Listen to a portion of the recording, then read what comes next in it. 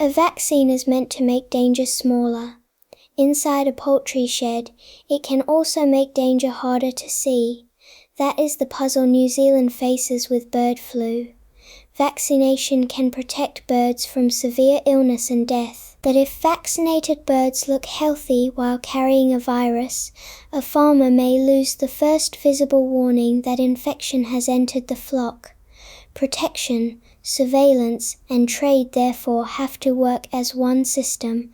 A needle on its own is not enough. In July 2026, New Zealand confirmed its first case of the globally concerning H5N1 strain of bird flu. The virus was found in a single brown skua from Petone Beach near Wellington. There was no evidence of spread between wild birds and no detection in commercial poultry at that point. The Ministry for Primary Industries continued to consider vaccination. Around 300 of the country's most endangered birds were already receiving vaccines, but commercial poultry vaccination was not in general use. The chief veterinary officer explained two difficulties. Some chickens raised for meat may reach slaughter age before full vaccine protection develops. Vaccinated birds can also make infection harder to distinguish. There was a third difficulty at the border. Some overseas markets could stop accepting New Zealand poultry goods unless new conditions were agreed. Why would another country object to healthier birds?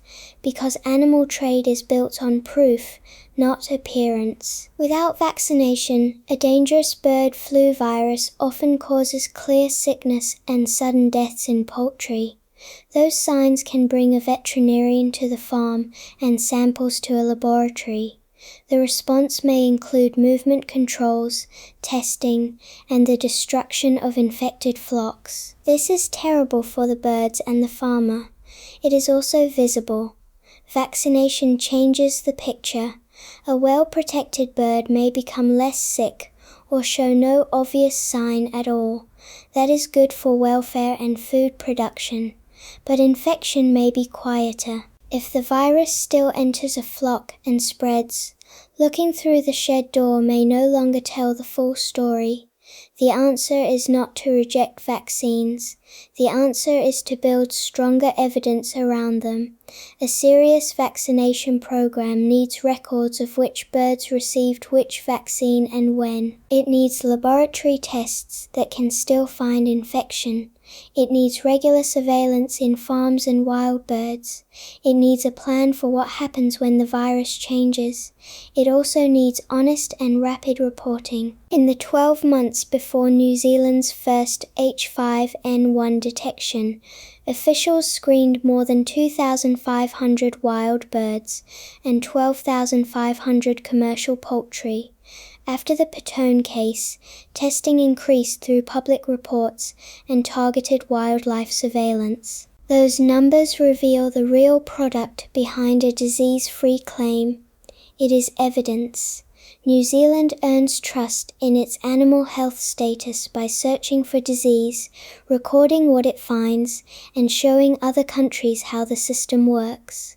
Vaccination does not destroy that trust automatically. It changes what New Zealand must prove. Under international animal health standards, vaccination can be used without losing the bird flu-free status of a country or zone. If surveillance supports the absence of infection, safe trade can continue with certification, biosecurity, traceability, and controls suited to each product. International standards, however, are not the same as an automatic open border. Each importing country has its own agreed health certificate and market conditions. One certificate may require a statement that vaccination is prohibited. Another may ask for particular tests, waiting periods, or information about the source flock. If New Zealand changes its vaccination policy, some certificates may need to be negotiated again before exports can move normally. That is why officials talk carefully about market access. The scientific question is whether goods can be traded safely. The practical question is whether every trading partner accepts the evidence and the wording on the certificate. New Zealand has already prepared one useful tool called compartmentalization. A compartment is not simply a part of the country drawn on a map. It is a group of birds managed under a shared biosecurity system with a known health status. In 2024, New Zealand set export rules for poultry compartments producing day-old chicks and hatching eggs. The goal was to protect a clearly managed group and help trade continue if an exotic disease appeared somewhere else. Think of it as a watertight room inside a ship. One leak should not have to sink every room, but only if the walls, records, and checks are real.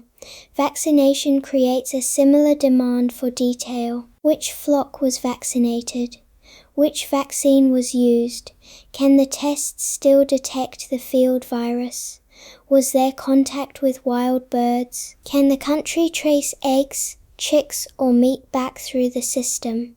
These questions can sound like trade paperwork. They also protect the breakfast table. An uncontrolled outbreak could harm animal welfare, interrupt the supply of eggs and chicken, threaten rare native species, and close markets that support farms and breeding businesses. A poorly designed vaccination program could give false comfort. A strong one can reduce illness while keeping the virus visible to surveillance. The choice is not vaccine or no vaccine forever. It is which birds to vaccinate, at what moment, with what monitoring, and under which agreements. For a critically endangered bird, even a small group may be worth vaccinating because every animal matters. For a fast-growing meat chicken, timing and benefit may look different. For a breeding flock linked to export markets, testing and traceability may be the center of the plan. One country can therefore make several sensible choices at once. The first H5N1 case in New Zealand was found in a wild bird, not a poultry farm. That distinction matters. Wild birds cross boundaries that fences and farm rules cannot control. Once the virus is widespread in wildlife, complete eradication may not be realistic. Farms then need layers of protection, clean equipment, controlled entry, separation from wild birds, rapid reporting, testing, and perhaps vaccination. The quiet lesson is that a healthy-looking flock is not the same as a proven healthy flock. Vaccines can make birds safer. Surveillance makes the safety believable. Trade agreements make that evidence portable across a border. New Zealand's decision will not be made by choosing between bird health and trade. It will be made by building a system strong enough to protect both.